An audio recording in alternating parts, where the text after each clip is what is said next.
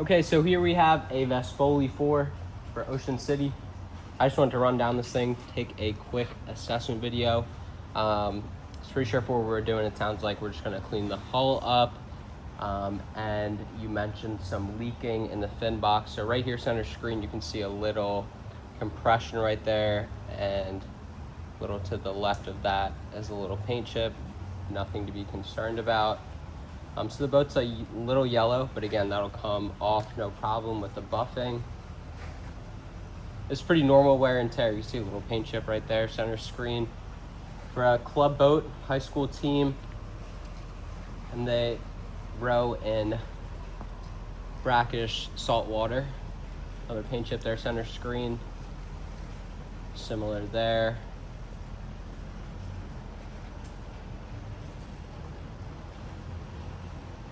All this dirt will come off. You see a larger paint chip right there, center screen. We took the fin out. We did a comprehensive leak test to determine where we think the water was coming in from. When I flip the boat over, I'll get a little more into that. The rest of the stern section here looks pretty good.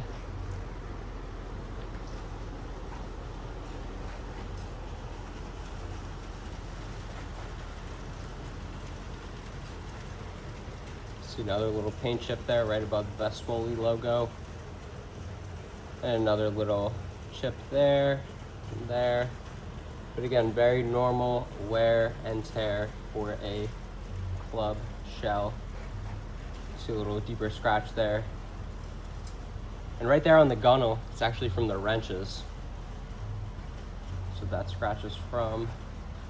And you can see the carbon washer that gets glued down is missing.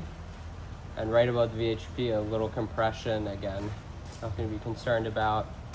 Paint chip there, center screen. And there's just some small chips up by the cutwater here. Center screen there, and one right by the bow ball. And we'll get this thing on to the top end here now. This bow looks pretty good. There's a little small paint chip right there. Some staining around the plug there, but that's normal. Again, you have a really tough time in the very salty conditions with the corrosion. But all in all, it looks pretty good in here. You got a little chip right there, center screen. Some dents on the seat deck, but again, very normal. A little bit bigger one right there. So, as in terms of the leak testing, we surmised a couple of things from our tests. So, the actual box, as you can see, it's hard to show up on the camera, but there's a solid nylon fin box, so to speak. However, you have the steering cable and the wiring for the Cox box, as well as the speaker itself. Depending on how rough the water is that you're rowing in, if you get enough water in here that sloshes around, we believe that it can get into the stern compartment from those two grommets. That's what we found. Again, nothing on the hull side. The rudder stem was intact, the rudder tube was intact.